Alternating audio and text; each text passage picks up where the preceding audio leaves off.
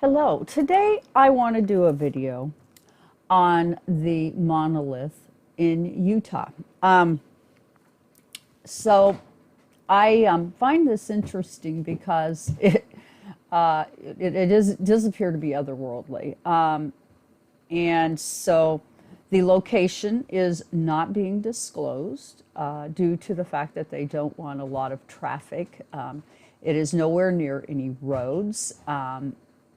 And it was discovered by some men that were counting sheep from a helicopter. Now, I did listen to Linda Moulton Howe last night, and I've listened to some other accounts of this particular incident. So I want to obviously say where some of my information came from. I've read several news accounts of it. And a couple different things.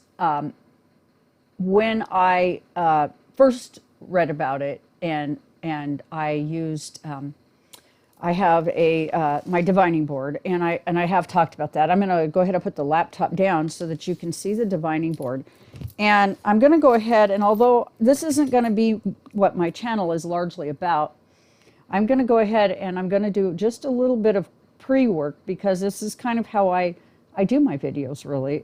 There is some pre-work that I do. So first of all, Spirit, because we have this information, I'd like to know, is this monolith that we are seeing, is it otherworldly? Spirit, please tell me, is it otherworldly? Is it otherworldly? And as you can see, my board is yes, no, and I use my elbow on this mat. I have a liquid crystal, this mat here that I use right here. This is a liquid crystal that I got from Vibes Up. So, and I use it to conduct energy to kind of help me to be more clear when I see. So, this is otherworldly energy. Now I'm going to ask again, just for the purposes of this is just how I read.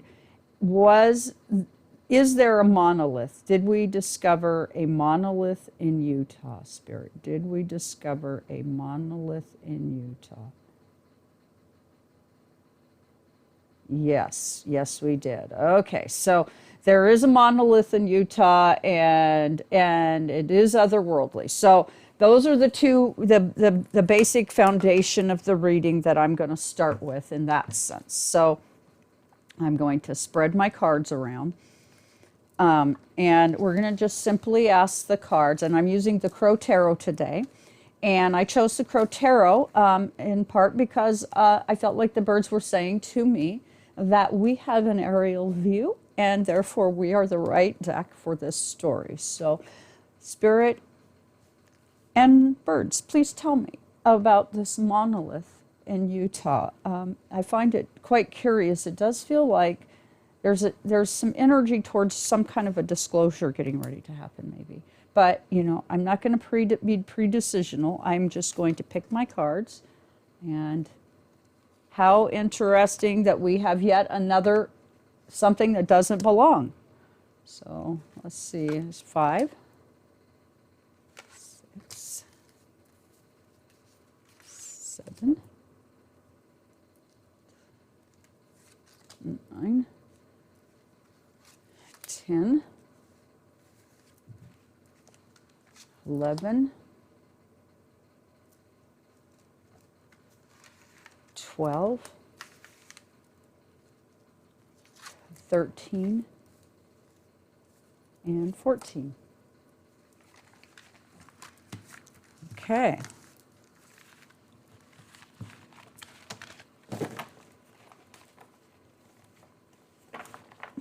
All right, so we are going to ask the Crow Tarot, because the crows have more information as they are from above.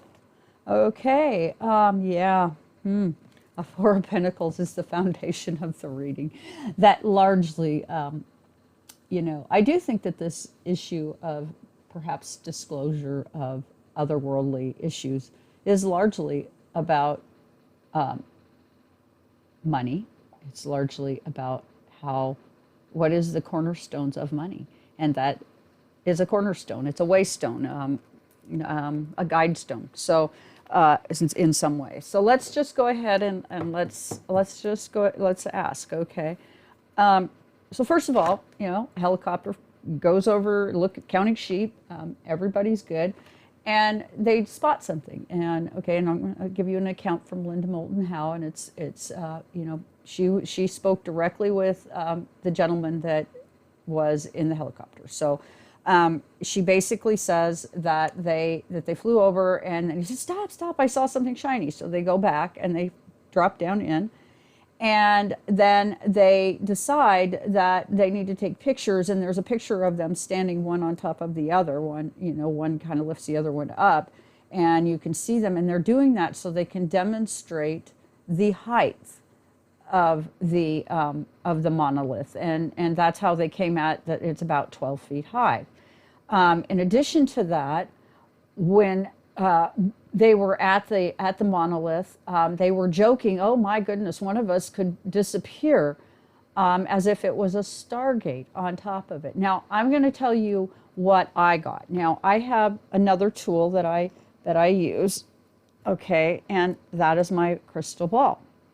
And basically, when I was divining what this was, okay, I asked my ball to just help me to remote view it. And what I got was, when I got there, now I didn't have the information, I didn't listen to Linda Moulton Howe until last night. And she talked about this last night, which would have been Wednesday night, let's see, today's the 26th, so the 25th at 6:30 was when she produced this show. And so I got this earlier when I first saw the article about the monolith. I did this, and I felt like, honestly, like I got sucked into a vortex. So is it a Stargate? I don't know. But where we're going to go is with the cards, and we're using Crow Tarot, and it starts out the Seven of Cups. This relationship to something that's in illusion and delusion. And basically, I would say that if we have otherworldly beings, and, again, I chose the Crow Tarot because the birds can fly over and see. We are an illusion and delusion to think that we're in charge or that we know anything. And of course, one of the other details that's very important to add to this is that the site itself has been turned over to NASA. And of course, they're saying it was man-made. It has rivets, et cetera, et cetera. Well, yeah. I don't know that I'm buying the government stories anymore. They seem to have a plenty of them when it comes time for us to understand what we're seeing. I don't think oftentimes we get told the truth. And so this is saying that, that expect to be told stories and expect it to be illusion and delusion, that what you're going to hear is going to be a lot less than what they know. So that's a problem. But what's coming in is this Four of Swords. Now, swords are going to be your intellectual, your air energy, which is kind of your thoughts. And I think at this point, maybe the alien conversation is about to be had. I think it's over in the sense of the way things have been in the past. I think that we're being given what I would call a soft disclosure. And so I'm just going to say that's what the illusion and delusion is being crossed by, is some kind of hard truth. Okay, that our minds are about to be exposed, and you can see it right here, where like we're birds in the cage almost, or birds outside the window. We're managed, whether you like it or not. Something more intelligent than us manages the situation. Now, they think that waystone or that guidepost has been there since 2015, because Google Earth images, or not 2015, I think they said 1915. I need to re-look that up. But anyway, I should have written that down, because I thought that was an interesting piece of information. Okay, and in the past, we have this Page of Wands. you know, ideas, things of the past, something new developing, okay? Which, of course, we are all into right now is broken heart. You know, we're going through a lot, and that's interesting. Are they providing us just ever so subtly something to anchor ourselves to, a way to know that something greater than ourselves exists and is looking over us as we go through this heartbreak? Because do notice the crows sitting on the top of the swords, that they're on top of our thoughts, and they're on top of this. They're on top of our heartbreak. They understand what we're going through. And isn't it interesting at this time we would find a guide stone, something more, okay?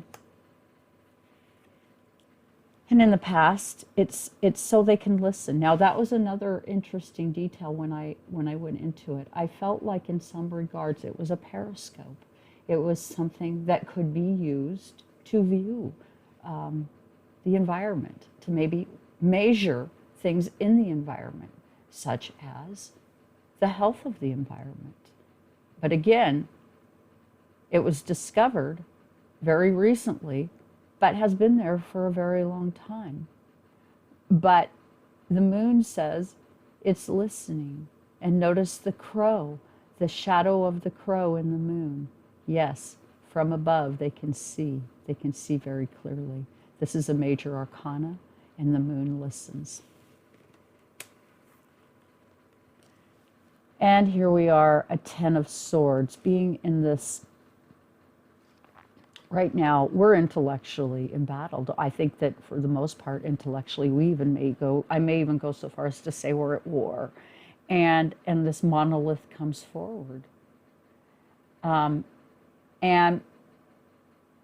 is this monolith, is the timing of this something to help us to center our attention elsewhere, when for 4 years our center of attention has been almost like a Truman Show, almost like a clown show, and we've been deeply embattled? Yes, maybe so, okay? A monolith coming forward at this time, to me, yeah, that's interesting. And at the heart of the question, we're at the crossroads, okay? And something more is going to come forward as the ice melts. And I keep doing these videos, and as you can see, the bird has a blindfold on.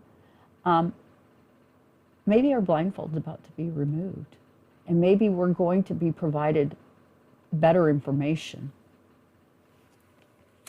This monolith is so interesting. Then we get the 9 of coins, because how we've done money, how we've given and received, how our earth-based issues are going. The earth is in trouble. And basically how we're treating the earth isn't really working. And trust me, we're disposable. We are disposable. If we can't find our way forward and do the right things, you know, perhaps they're watchers. Perhaps they're watching us. And perhaps we need to clean it up. Perhaps we do need to be thoughtful of the environment, okay? In our hopes and fears position, and I've been getting this a lot over this monolith, it's saying that we need to operate in temperance, that maybe this monolith is here to remind us that we're not all-knowing, that there is a pouring from one cup to another, that something greater than us is here to provide us information, but we do need to operate in a way that is patient. But in addition to this, in our hopes and fears position, it's not lost upon me that the liquid is going from one to the next. Is it a stargate in our hopes and fears position? And that is how I feel about it. So I want further clarification on this particular card, Temperance. It's as if we're waiting, and we wait in one place, but perhaps by waiting in one place, we end in another. And I realize I'm reading that card very abstractly, but that is the joy of reading, okay? And then in the conclusion position, I get the Knight of Wands. You know, this watcher, this something from this note that this crow is kind of flying next to this horse, this prey horse, as it travels in life. You know, something bigger than life, the horse that's afraid of its own shadow, and the crow flying next to it as it makes its way forward. The Knight of Wands, new information coming forward. The Ten of Cups.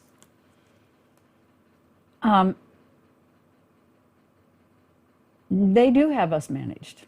And this waystone is a way to remind us of who we are, where we come from, what our relationships are to the universe.